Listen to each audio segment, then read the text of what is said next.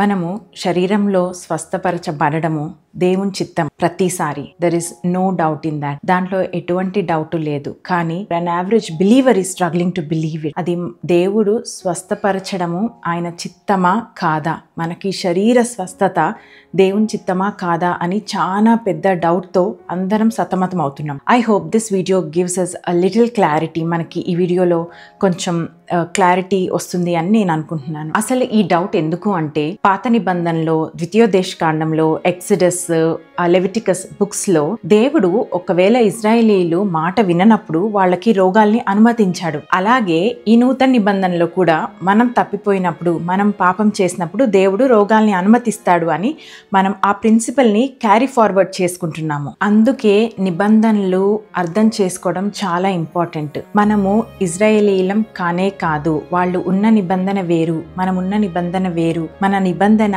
ఆ నిబంధన కన్నా ఎక్కువైన నిబంధన అని మనం ఆల్రెడీ చూసాం. మనం ఉన్న నిబంధన నూతన నిబంధన, యేసుక్రీస్తు ప్రభువారి రక్తము వలనైన నూతన నిబంధనలో నివసిస్తున్నాం. అందుకే ఆ క్లారిటీ లేకపోతే ఈ కన్ఫ్యూజన్ తో మనమే ఇబ్బంది పడ్డం కాకుండా మన చుట్టూ ఉన్న వాళ్ళని కూడా కన్ఫ్యూజ్ చేసేస్తూ ఉంటాం. ద్వితీయోపదేశ కాండంలో ఇశ్రాయేలీలు దేవునికి మధ్యలో ఉన్న కవెనెంట్ ని బట్టి వాళ్ళు ఒకవేళ ఏదైనా ఒబే చేయకపోతే ఈ కర్స్ అనేది మిమ్మల్ని వెంటాడుతుంది అనేది వాళ్ళ నిబంధన. So that's their covenant, that's completely different. కానీ మన నూతన నిబంధనలో జీసస్ క్రైస్ట్ ఆ కల్వర్ సిల్వలో 2000 years బ్యాక్ మన కోసం చెల్లించిన ఆ వెలని బట్టి మనకు స్వస్థత, శరీరక స్వస్థత అనేది చాలా అందుబాటులో ఉంది. మనమున్నది యేసుక్రీస్తు ప్రభువారి సిల్వ కార్యం. తర్వాత మనం ఏమనుకుంటామంటే, పాత నిబంధనకి క్రొత్త నిబంధనకి మధ్యలో ఉన్నది ఈ పేజ్ ఒకటే కదా, ఇది పాత నిబంధన కొత్త నిబంధనని డిఫరెన్షియేట్ చేస్తుంది కదా అని అనుకుంటాం. కానీ ఇట్స్ నాట్ దాట్.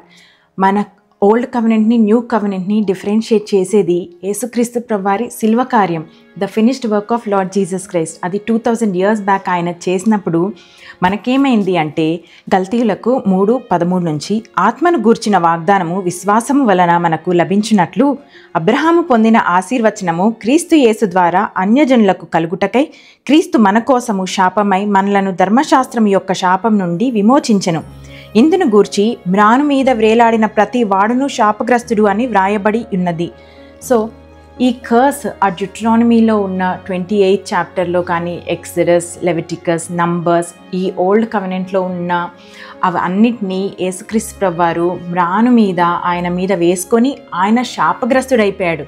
సో అది డిఫరెన్స్ మనం అర్థం చేసుకోవాల్సింది. We are no more under old covenant, but the nature of God is still the same, but the covenants are different. So నూతన నిబంధనలో ఉన్న మనకి స్వస్థత అనేది ఒక రివార్డ్ కాదు, స్వస్థత అనేది ఒక స్వాస్థ్యం లాంటిది. అది యేసుక్రీస్తు ప్రభువారు మన కోసం సంపాదించిన స్వాస్థ్యం. పాత నిబంధనలో నిజమే ఆ రోగాలు అనేవి ఒక శాపంగా వాళ్ళకి వచ్చినాయి, కాన్సిక్వెన్స్ కింద. కానీ యేసుక్రీస్తు ప్రభువులో యేసుక్రీస్తు ప్రభువారు వాటిని తీసుకోవడం వల్ల మనకి హీలింగ్ అనేది ఒక స్వాస్థ్యంగా దొరికింది. యెహోవా రాఫా అనే దేవుడు రోగాన్ని ఇచ్చే దేవుడు కాదు, స్వస్థపరిచే యెహోవా. పాత నిబంధనలోని వ్యాధి, రోగము అనేది ఆ నిబంధనని బట్టి వచ్చింది, ఆ నిబంధనలో ఉన్న కాన్సిక్వెన్స్ని బట్టి వచ్చింది. కానీ దేవుని స్వభావాన్ని బట్టి రాలేదు.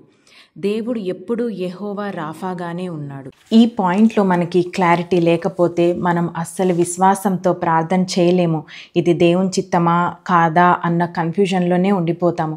ఈ పాయింట్, యేసుక్రీస్తు ప్రభువారు పొందిన గాయముల ద్వారా నాకు స్వస్థత కలిగింది అన్న కాన్ఫిడెన్స్ మనకు ఉంటేనే ఆ స్వస్థత నాది అని, ఇన్హెరిటెన్స్ అని మనం స్వాస్థ్యంగా తీసుకోగలిగిన, ఆ ఫైట్ చేయగలగడానికి మనకి కాన్ఫిడెన్స్ వస్తుంది. ఇంకొక విషయము, మనం ఫైట్ చేసేది దేవునితో కాదు, మనం ఫైట్ చేసేది మన ఓన్ అన్బిలీఫ్తో, మనం ఫైట్ చేసేది సాతాన్తో.